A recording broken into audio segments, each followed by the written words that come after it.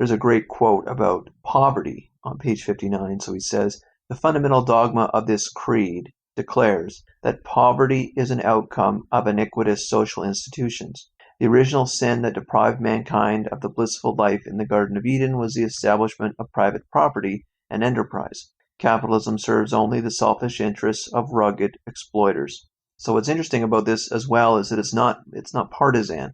Both the left and the right have equal hatred of capitalism. Both in the religious, the right tend to be basically all religious. If you're not a religious right, then usually you're something else, like libertarian, for example. But of course, the right in their Garden of Eden believe that private property has created difference and inequality, and then the left, of course, just believe that it's capitalism and social institutions, immoral social institutions that have created poverty. But that's wrong. That's completely wrong with the situation. That's distortion. Poverty is the default state of mankind. It is the universe. If we all were stripped of our tools and equipment, and we just had our clothes, for example, and we were dropped off on Mars to survive, we would all be in poverty. And if none of us did anything, we would stay in poverty. What does that have to do with social institutions? Nothing. There are none. Poverty is not created by social institutions. It's not created by private property. That's nonsense. Poverty is the default state of the universe. For any living thing that chooses to do nothing, they will be in poverty. Why? Because that's the rules of the universe. That's part of the conditions of life. Like, compare that to a video game, for example. Let's say you're in a video game and the video game just gives you these things, or you don't even have to do anything to survive. There's no like hunger meter that slowly goes down over time.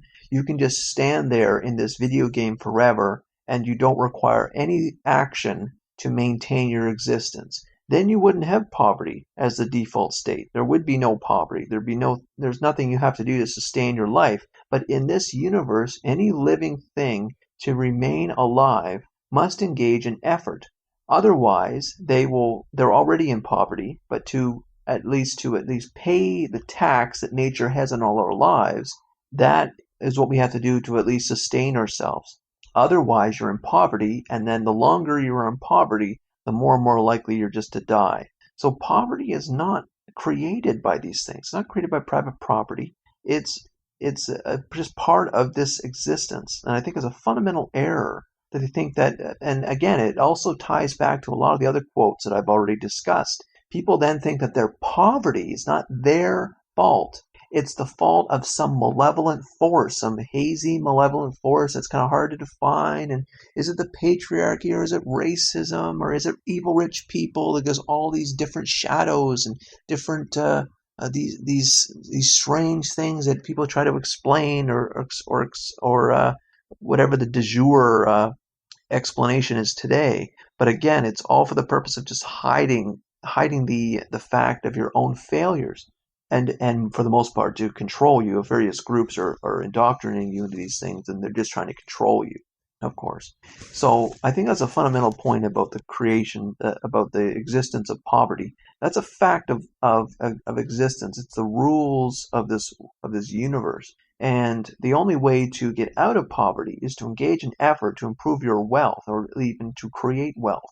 It's not a function of social institutions or some nonsense about religion, about a private property in the Garden of Eden. Because remember, the Garden of Eden, obviously it's mythical and nonsense, but let's just, you could take it as real for a moment here. The Garden of Eden would be just like a video game where there's nothing you need to do to sustain your life. It's a kind of bliss, although I don't know why you'd want to do that. It'd be like turning on a video game and leaving it like that and not doing anything. Like, what would there be to do? It's pointless. It's a pointless existence. But it has nothing to do with the current status of this universe. This, if you want to call it a game, this requires certain efforts, or poverty is just something that you will be by default in. So it's not a creation of these things. It's not something that someone else doesn't make you, doesn't create your poverty. If someone else is standing beside you, they haven't made you poor or created your living situation. They're just another person. They could be just as poor as you. They're not the cause. Now, if they go and do something, let's say you're on a Mars if we go to this previous example, you get dropped off with a bunch of people and you're all on Mars, you have nothing, and someone else wanders off to go and do something. They go and find a rock, or they sharpen a rock to make some kind of cutting tool. Now they are now wealthier than you, but have they created or altered your status, your default status of poverty? No, they're wealthier than you because they went and did something. But that has nothing to do with your current state. You're still in poverty because you've done nothing. But that has not been altered or created by someone else doing something to make themselves wealthier. But again, that's the rhetoric and the narrative used to explain poverty of various people in the world today.